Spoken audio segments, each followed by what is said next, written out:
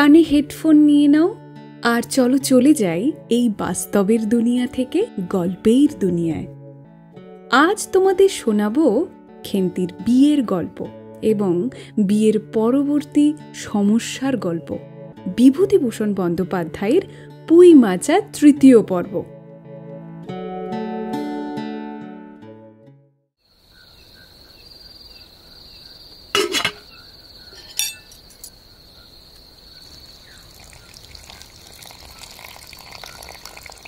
পৌষ সংক্রান্তি। সন্ধ্যাবেলা অন্নপূর্ণা একটা কাঁসাইতে চালের গুঁড়া, ময়দা ও গুড় দিয়া চটকাইতেছিলেন। একটা ছোট বাটিতে এক বাটি তেল। খেন্তি কুড়ানির নিচে একটা কলার পাতা পাতিয়া এক থালা নারকেল করিতেছে। অন্নপূর্ণা প্রথমে খেন্তির সাহায্য লইতে স্বীকৃত হন নাই, কারণ সে যেখানে সেখানে বসে, বনে বাদারে ঘোরে ফেরে, তাহার কাপড় চোপড় স্বাস্থ্যসম্মত ও সূচি নহে। অবশেষে খেন্তি নিতান্ত ধরিয়া পড়ায় হাত পা ধোয়াইয়া ও শুদ্ধ কাপড় পরাইয়া তাহাকে বর্তমান পদে নিযুক্ত করিয়াছেন। ময়দার গোলা শেষ হইলে অন্নপূর্ণা উনানে খোলা চাপাইতে যাইতেছেন। ছোট মেয়ে রাধি হঠাৎ ডান হাত পাতিয়া বলিল, মা ও একটু। অন্নপূর্ণা বড় গামলাটা হইতে একটুখানি গলা তুলিয়া লইয়া হাতের 5 আঙুল দ্বারা একটি বিশেষ মুদ্রা রচনা করিয়া সেটুকু রাধির প্রসারিত হাতের উপর দিলেন। মেজ মেয়ে পুঁটি অমনি ডান হাত কাপড়ে তাড়াতাড়ি মুছিয়া লইয়া মার সামনে পাতিয়া বলিল, মা আমায় একটু। খেন্তি সূচি বস্ত্রে নারকেল করিতে করিতে লব্ধ নেত্রে মধ্যে মধ্যে এদিকে চাইতেছিল। এ সময়ে খাইতে চাওয়া মা পাছে বকে, সেই ভয়ে চুপ করিয়া রহিল। অন্নপূর্ণা বলিলেন, দেখি নিয়ে আয় খেন্তি ওই নারকেলের মালাটা, ওতে তোর জন্য একটু রাখি। খেন্তি ক্ষিপ্র হস্তে নারকেলের উপরের মালাখানা, যাতে ফুটা নাই, সেখানা সরাইয়া দিল। অন্নপূর্ণা তাহাতে একটু বেশি করিয়া গলা ঢালিয়া দিলেন। মেজ মেয়ে পুঁটি বলিল, হ্যাঁ মা, ক্ষীর নইলে নাকি পাটিসাপটা হয় না, খেঁদে বলছিল। ক্ষীরের পুর না হলে কি আর পাটিসাপটা হয়? আমি বললাম, কেন? আমার মা তো শুধু নারকেলের ছাই দিয়েই করে, সে তো কেমন লাগে। অন্নপূর্ণা বেগুনের বোঁটায় একটুখানি তেল লইয়া খোলায় মাখাইতে মাখাইতে প্রশ্নের সদুত্তর খুঁজিতে লাগিলেন। খেন্তি বলিল, খেঁদেরও সব কথা। খেঁদের মা তো ভারী পিঠে করে কি না, ক্ষীরের পুর দিয়ে ঘিয়ে ভাজলেই কি আর পিঠে হলো? সেদিন জামাই গেলে ওদের বাড়িতে দেখতে গেলাম কি না, তাই খুড়িমা 2খানা পাটিসাপটা খেতে দিলে। ও মা, কেমন একটা ধরা ধরা গন্ধ। আর পিঠেতে কখনো কোনো ধরা গন্ধ পাওয়া যায়? পাটিসাপটায় ক্ষীর দিলে ছাই হয় খেতে। বেপরোয়া ভাবে উপরোক্ত উক্তি শেষ করিয়া খেন্তি মার চোখের দিকে চাহিয়া জিজ্ঞাসা করিল, মা নারকেলের কোড়া একটু নেব? অন্নপূর্ণা বলিলেন, নে, কিন্তু এখানে বসে খাস নে, মুখ থেকে পড়বে কি না কি হবে, যা ওদিকে গিয়ে খা। খেন্তি নারকেলের মালায় এক থাবা তুলিয়া লইয়া একটু দূরে গিয়া খাইতে লাগিল। মুখ যদি মনের দর্পণ স্বরূপ হয়, তবে খেন্তির মুখ দেখিয়া সন্দেহের কোনো কারণ থাকিতে পারিত না যে সে অত্যন্ত মানসিক তৃপ্তি অনুভব করিতেছে। ঘণ্টাখানেক পরে অন্নপূর্ণা বলিলেন, ওরে তোরা সব এক এক টুকরো পাতা পেতে বস্ত দেখি, গরম গরম দি। খেন্তি, জল দেওয়া ভাত আছে ও বেলার, বার করে নিয়ে আয়। খেন্তির নিকট অন্নপূর্ণার এ প্রস্তাব যে মনোমত হইল না, তাহা তাহার মুখ দেখাইয়া বোঝা গেল। পুঁটি বলিল, মা বর্দি পিঠেই খাক, ভালোবাসে, ভাত বরং থাকুক, আমরা কাল সকালে খাও। খান কয়েক খাইবার পরেই মেজ মেয়ে পুঁটি খাইতে চাহিল না। সে নাকি অধিক মিষ্টি খাইতে পারে না। সকলের খাওয়া শেষ হইয়া গেলেও খেন্তি তখনও খাইতেছে। সে মুখ বুজিয়া শান্তভাবে খায়, বড় একটা কথা কহে না। অন্নপূর্ণা দেখিলেন সে কম করিয়াও 18-19খানা খাইয়াছে। জিজ্ঞাসা করিলেন, খেন্তি আর নিবি? খেন্তি খাইতে খাইতে শান্তভাবে সম্মতিসূচক ঘাড় নাড়িলেন। অন্নপূর্ণা তাহাকে আরও খান কয়েক দিলেন। খেন্তির মুখ চোখ ঈষৎ উজ্জ্বল দেখাইল। হাসি ভরা চোখে মার দিকে চাহিয়া বলিল, বেশ হয়েছে মা, ওই যে তুমি কেমন ফেনিয়ে নাও না, ওতেই কিন্তু। সে পুনরায় খাইতে লাগিল। অন্নপূর্ণা হাতা খুন্তি চুলি তুলিতে তুলিতে সস্নেহে তাঁরই শান্ত নিরীহ একটু অধিক মাত্রায় ভোজন পেটুক মেয়েটির দিকে চাহিয়া রহিলেন। মনে মনে ভাবিলেন, খেন্তি আমার যার ঘরে যাবে তাদের অনেক সুখ দেবে।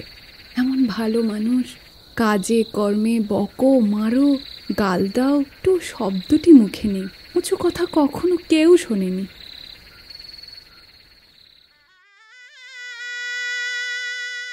বৈশাখ মাসের প্রথমে সহায় হরির এক দুঃসম্পর্কীয় আত্মীয়ের ঘটকালিতে খেন্তির বিবাহ হইয়া গেল। দ্বিতীয় পক্ষে বিবাহ করিলেও পাত্রটির বয়স 40-এরও খুব বেশি কোনো মতেই হইবে না। তবুও প্রথমে অন্নপূর্ণা আদৌ ইচ্ছুক ছিলেন না, কিন্তু পাত্রটি সঙ্গতি সম্পন্ন, শহর অঞ্চলে বাড়ি, সিলেট চুন ও ইটের ব্যবসায় 2 পয়সা নাকি করিয়াছে। এরকম পাত্র হঠাৎ মেলাও বড় দুর্ঘটনা কিনা। জামাইয়ের বয়স একটু বেশি। প্রথমে অন্নপূর্ণা জামাইয়ের সম্মুখে বাহির হইতে একটু সংকোচ বোধ করিতেছিলেন। পরে পাছে খেন্তি মনে কষ্ট পায়, এজন্য বরণের সময় তিনি খেন্তির সুস্পষ্ট হস্তখানি ধরিয়া জামাইয়ের হাতে তুলিয়া দিলেন। চোখের জলে তাহার গলা বন্ধ হইয়া আসিল, কিছু বলিতে পারিল না। বাড়ির বাহির হইয়া আমলকি তলায় বেহারারা সুবিধা করিয়া লইবার জন্য বরের পালকি একবার নামাইল। অন্নপূর্ণা চাহিয়া দেখিলেন বেড়ার ধারের নীল রঙের মেদি ফুলের গুচ্ছগুলি যেখানে নত হইয়া আছে, খেন্তির কম দামের বালুচরের রাঙা চেলির আঁচলখানা পালকির বাহির হইয়া সেখানে লুটাইতেছে। তাঁরই অত্যন্ত অগোছালো, নিতান্ত নিরীহ এবং একটু অধিক মাত্রায় ভোজন পেটুক মেয়েটিকে পরের ঘরে অপরিচিত মহলে পাঠাইতে তাহার বুক উদ্বেলিত হইয়া উঠিতেছিল। খেন্তিকে কি অপরে ঠিক বুঝবে? যাইবার সময় খেন্তি চোখের জলে ভাসিতে ভাসিতে সান্ত্বনার সুরে বলিয়াছিল, মা, আষাঢ় মাসেই আমাকে এনো, বাবাকে পাঠিয়ে দিও, 2 মাস তো।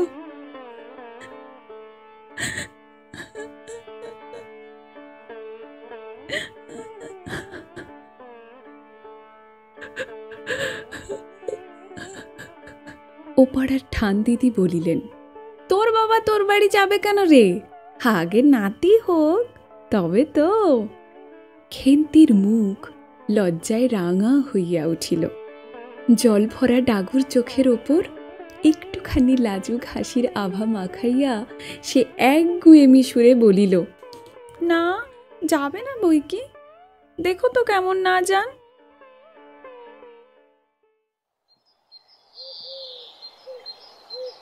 ফাল্গুন চৈত্র মাসের বৈকালবেলা উঠানের মাচায় রৌদ্রে দেওয়া আমসত্ত্ব তুলিতে তুলিতে অন্নপূর্ণার মন হু হু করিত। তাঁর অনাচারী লোভী মেয়েটি আজ বাড়িতে নাই যে, কোথা হইতে বেড়াইয়া আসিয়া লজ্জাহীনার মতো হাতখানি পাতিয়া মিনতির সুরে অমনি বলিবে, মা, বলবো একটা কথা, ওই কোণাটা ছিঁড়ে একটুখানি।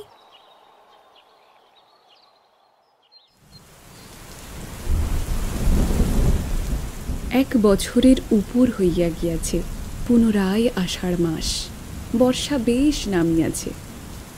ঘরের দাওয়ায় বসিয়া সহায় হরি প্রতিবেশী বিষ্ণু সরকারের সহিত কথা বলিতেছেন। সহায় হরি তামাক সাজিতে সাজিতে বলিলেন, ও তুমি ধরে রাখো, ওরকমই হবে দাদা। আমাদের অবস্থার লোকের ওর চেয়ে ভালো আর কি জুটবে? বিষ্ণু সরকার তালপাতার চাটাইয়ের ওপর উবু হইয়া বসিয়াছিলেন। দূর হইতে দেখিলে মনে হইবার কথা তিনি রুটি করিবার জন্য ময়দা চটকাইতেছেন। গলা পরিষ্কার করিয়া বলিলেন, না সব তো আর, তাছাড়া আমি যা দেব নগদই দেব। তোমার মেয়েটির হয়েছিল কি? সহায় হরি হুঁকায় 5-6টি টান দিয়া কাশিতে কাশিতে বলিলেন, বসন্ত হয়েছিল শুনলাম। ব্যাপার কি দাঁড়ালো বুঝলে? মেয়ে তো কিছুতেই পাঠাতে চায় না। 250 টাকা আন্দাজ বাকি ছিল। বললে ওই টাকা আগে দাও, তবে মেয়ে নিয়ে যাও। একেবারে চামার। তারপর বললাম, টাকাটা ভায়া ক্রমে ক্রমে দিচ্ছি। পুজোর তত্ত্ব, কম করেও 30 টাকার কম হবে না ভেবে দেখলাম কি না। মেয়ের আমার নানা নিন্দে উঠলে। ছোট লোকের মেয়ের মতো চলে, হাত হাতে ঘরের মতো খায়, আরও কত কি। পৌষ মাসে দেখতে গেলাম, মেয়েটাকে ফেলে থাকতে পারলাম না, বুঝলে।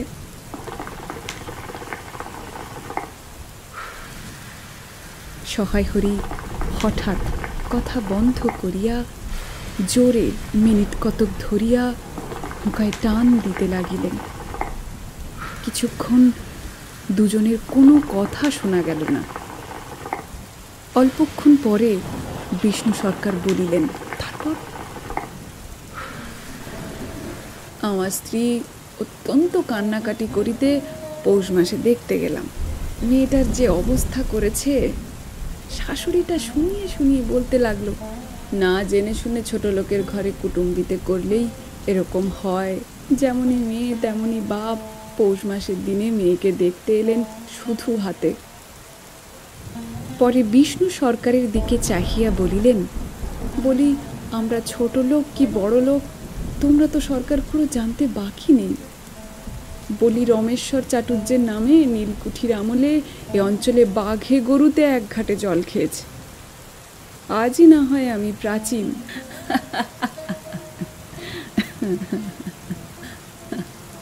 আভিজাত্যের গৌরবে সহায় হরি শুষ্ক স্বরে হা হা করিয়া খানিকটা শুষ্ক হাস্য করিলেন। বিষ্ণু সরকার সমর্থন সূচক একটা অস্পষ্ট শব্দ করিয়া বার কতক ঘাড় নাড়িলেন। তারপর ফাল্গুন মাসেই তার বসন্ত হলো। এমন চামার, বসন্ত গায়ে বেরোতেই টালায় আমার এক দুঃসম্পর্কের বোন আছে। একবার কালীঘাটে পুজো দিতে এসে তার খোঁজ পেয়েছিল, তারই ওখানে ফেলে রেখে গেল। আমায় না একটা সংবাদ না কিছু। তারা আমায় সংবাদ দেয়, তা আমি গিয়ে দেখতে পাওনি। না, এমনই চামার। গয়নাগুলো অশোক অবস্থাতেই গা থেকে খুলে নিয়ে তবে টালায় পাঠিয়েছে। চলো যাওয়া যাক, বেলা গেল। চার কি ঠিক করলে? এই পিঁমড়ের টোপে মুড়ির চার তো সুবিধে হবে না।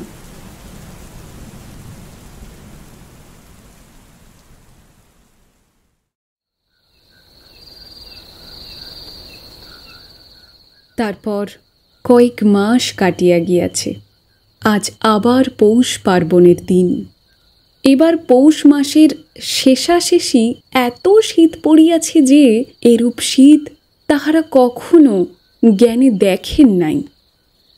সন্ধ্যার সময় রান্নাঘরের মধ্যে বসিয়া অন্নপূর্ণা সরু চাকলি পিঠের জন্য চালের গুঁড়ার গোলা তৈয়ারি করিতেছেন। পুটি ও রাধি উনানের পাশে বসিয়া আগুন পোহাইতেছে। রাধি বলিতেছে, আর একটু জল দিতে হবে মা, অত ঘন করে ফেললে কেন? পুটি বলিল, আচ্ছা মা, ওতে একটু নুন দিলে কেমন হয়? ওমা দেখো মা, রাধির দোলাই কোথায় ঝুলছে, এক্ষুনি ধরে যাবে।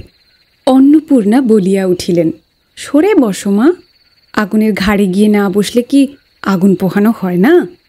এদিকে আয়। গোলা তৈয়ারি হইয়া গেল। খোলা আগুনে চড়াইয়া অন্নপূর্ণা গোলা ঢালিয়া মুচি দিয়া চাপিয়া ধরিলেন। দেখিতে দেখিতে মিঠে আঁচে পিঠে টোপরের মতো ফুলিয়া উঠিল। পুটি বলিল, মা দাও, প্রথম পিঠেখানা কানাচে সাঁড়াষষ্ঠীকে ফেলে দিয়ে আসি।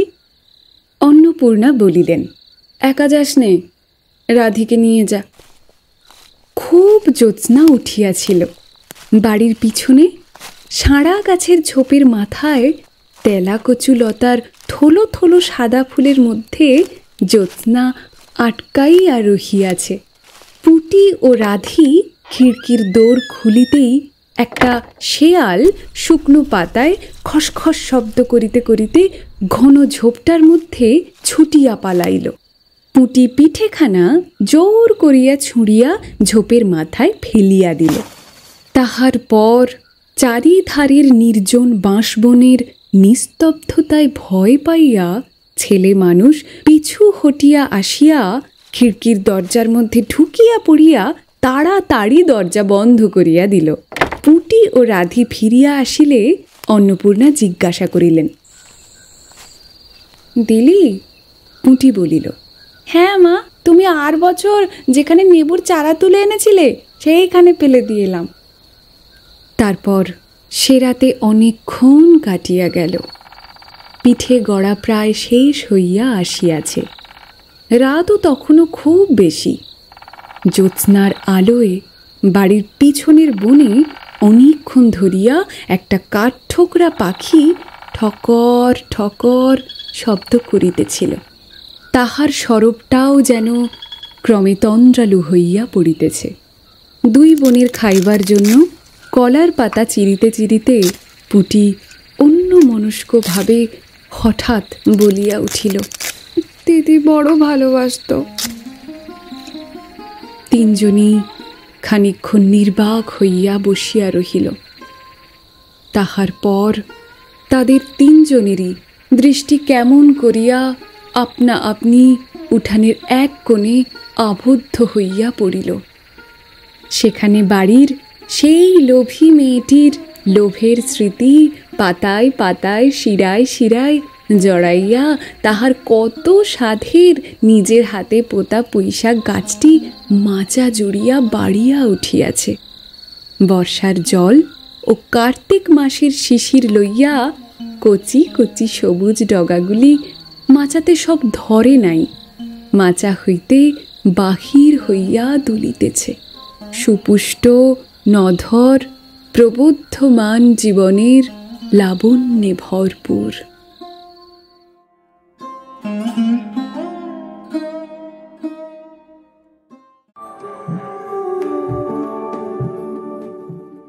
অনেক ধন্যবাদ জানাই গল্পটা সম্পূর্ণ করার জন্য। আজকের গল্প তোমাদের কেমন লাগলো কমেন্টে কিন্তু অবশ্যই জানাবে। বিভিন্ন সাহিত্যিকের লেখা গল্পের পাশাপাশি আমরা চাই তোমাদের স্বরচিত গল্প পাঠ করতে। যারা ইচ্ছুক আছো স্ক্রিনে দেওয়া মেল আইডিতে তোমাদের গল্প পাঠিও। আবার আসছি নতুন কোনো গল্প নিয়ে।